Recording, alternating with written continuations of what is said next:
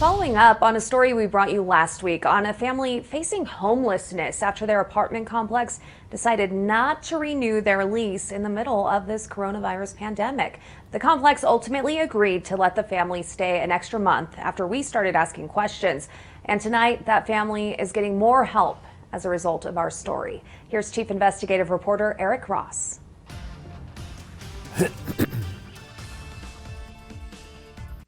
Southern Colorado has some genuine, down-to-earth people who are willing to help others going through tough times. Despite paying their rent, one hard-working mother and her son with disabilities were told their lease was not going to be renewed at the end of the month with no explanation. Well, after our story aired, a News 5 viewer reached out to me and wanted to help this family with rent and moving expenses. Christine Farmer was shocked to see a non-lease renewal notice on her door. Finding affordable housing in this market is problematic enough, but having to move in the middle of a global pandemic creates a whole new set of challenges. You know, I haven't been working in 3 weeks. I've been at my job for 5 years. I have a solid job when I do go back, and I'll be able to get back on my feet like everyone else. But until then, I just want to stay safe and protect my life, my son, you know. That's all I asked. She lives with her son who has disabilities, and fearing they both would soon be living out of their car, she reached out to News 5 Investigates for help.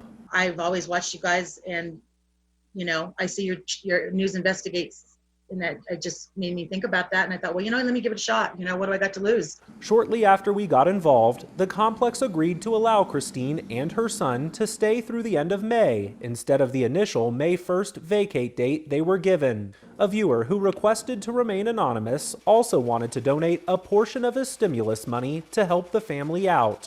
We called Christine back and asked if she could meet us outside her complex so that we could give her a $150 voucher for rent and groceries. Little did she know that anonymous viewer donated much more. I didn't want to ruin the surprise. I actually have $400 cash for you. Oh my God. Oh my God. Thank you so much. I don't know what to say. Thank you. Whoever did this, thank you. Christine says this news couldn't have come at a better time as money is tight. I maxed out my credit card and paid my rent. She says this money will help pay for some of the rent she financed on her credit card. Thank you, whoever did this. Thank you from the bottom of my heart. I can't tell you how much this means to me.